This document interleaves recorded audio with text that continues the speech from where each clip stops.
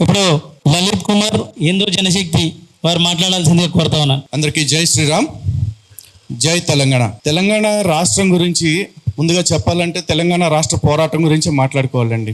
ఎందుకంటే ప్రతి రాష్ట్రానికి ఒక్కో చరిత్ర ఉంది, కానీ మన పోరాటమే ఒక చరిత్ర. ఇక్కడ ఆ చరిత్రలో భాగస్వాములైన ఎంతోమంది ఇక్కడ ఉన్నారు. మొదటగా మీ అందరికీ ధన్యవాదాలు, అభినందనలు తెలియజేస్తున్నా. అలాగే నేను తెలంగాణ పౌరుడిగా ఉన్నా, కానీ తెలంగాణలో పుట్టల, ఆంధ్రాలో పుట్టి ఇక్కడ బతకటానికి వచ్చిన వ్యక్తిని. ఇలా నాలాగే బ్రతకటానికి హైదరాబాద్ని అమ్మలాగా అనుకుని, తెలంగాణని తల్లిలాగా అనుకుని వచ్చిన వాళ్ళు, వేరే వేరే రాష్ట్రాల నుంచి వచ్చిన వాళ్ళు చాలామంది ఉన్నారు. మేమెవరూ రాష్ట్రం కోసం పోరాటాలు చేయలేదు, వీధుల్లోకి రాలేదు. కానీ రాష్ట్రానికి వ్యతిరేకంగా కానీ, తల్లికి వ్యతిరేకంగా కానీ ఈ రోజు వరకు ఒక్క స్టేట్మెంట్ కూడా ఇవ్వాల.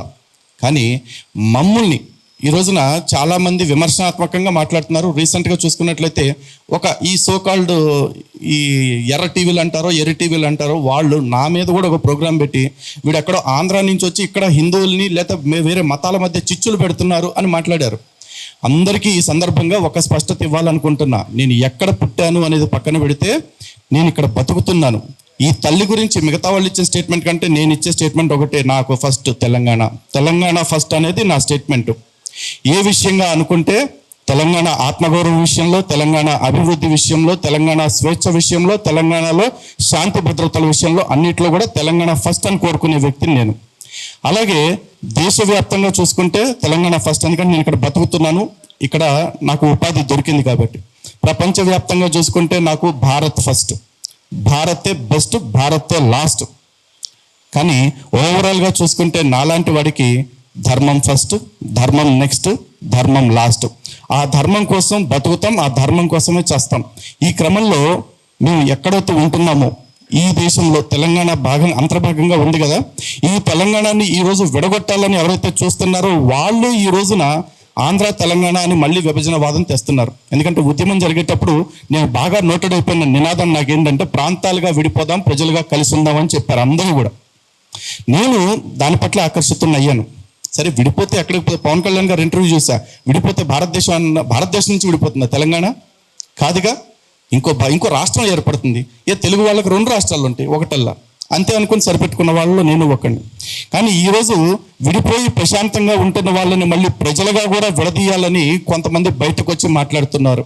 కానీ వాళ్ళ ఎజెండాలు చూస్తుంటే ఎంత బాధాకరంగా అనిపిస్తుందంటే, పక్క దేశం నుంచి ఇక్కడికి వచ్చి వలస కూలీలాగా వచ్చి ఇక్కడ ఇంటర్వ్యూలాగా తయారవుతున్న రోహింగ్యా కొడుకుల గురించి ఒక్కడు మాట్లాడు, బంగ్లాదేశీల గురించి ఒక్కడు మాట్లాడు, పాకిస్తాన్ నుంచి తెచ్చేసిన వాళ్ళని ఎవ్వరూ మాట్లాడు. పైగా ఇక్కడే ఉన్న ఒక ఎమ్మెల్యే గతంలో వాళ్ళతో ప్రెస్ మీట్ పెట్టి కూర్చోబెట్టి అందరి ముందు చెప్పాడు, మీ అందరికీ నేను ఓటర్ కార్డులు ఇప్పిస్తా, ఆధార్ కార్డులు ఇప్పిస్తాను, ఒకవేళ మిమ్మల్ని దేశం నుంచి పొమ్మంటే నేను కూడా మీతోనే వచ్చేస్తానని చెప్పుకున్న వ్యక్తి. అలాంటి చెప్పుకున్న వ్యక్తులు మన కళ్ళ ముందే ఇంకా ప్రజాప్రతినిధులుగా బతుకుతూ ఉన్నారు.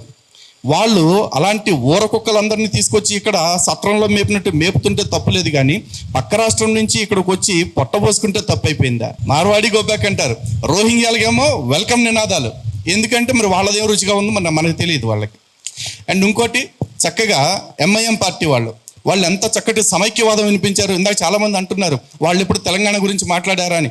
తెలంగాణ గురించి మాట్లాడకపోవటమే కాదు, సమైక్యవాదాన్ని వినిపించాడు. పైగా దేశవ్యాప్తంగా తెలంగాణ బిల్లు ఆలస్యం అవడానికి ఒకానొక మెయిన్ రీజన్ ఎంఐఎం పార్టీ. ఎందుకంటే తెలంగాణ విడిపోతే ఇక్కడ మతోన్మాద శక్తులు బలపడిపోతాయి, ముస్లింలకు రక్షణ కొరబడుతుంది అంటూ లేని అభద్రతను క్రియేట్ చేసి ఆ రోజున బిల్లు ఆలస్యం అయ్యేలాగా చేశాడు. పైగా దిక్కుమాలిన ప్రతిపాదనలు కూడా పెట్టాడు, రాయల తెలంగాణ అని చెప్పేసి, రాయలసీమని తెలంగాణ కలపాలని చెప్పేసి రకరకాలుగా పెట్టారు. అసలు ఉద్యమంతో సంబంధమే లేని ప్రాంతాన్ని తీసుకొచ్చి ఉద్యమంలో భాగం చేయాలని కుట్రలు చేశారు.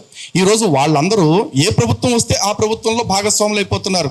గతంలో వాళ్ళ చేతుల్లో స్టీరింగ్ ఉంది, ఇప్పుడు ఏకంగా వాళ్ళ చేతుల్లో వాళ్ళ చెయ్యి ఉంది. అయినా కూడా వాళ్ళని ఎవ్వరూ ఏమనరు.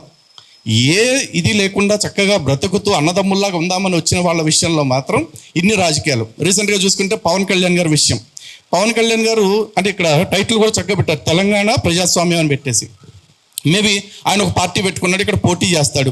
ఎవెన్చువల్లీ ప్రజాస్వామ్యం అంటే ఏంటండి? Number game. ప్రజలు ఆమోదిస్తే పవర్లోకి వస్తాడు. అయ్యా మీది మాది సెట్ అవ్వదు, మీ వాదం వేరు మా వాదం వేరు అనుకుంటే పక్కెళ్ళి కూర్చుంటాడు. లేకపోతే ఈ సిపిఎం సిపిఐ పార్టీలాగా తోక పార్టీలాగా మిగిలిపోతాడు.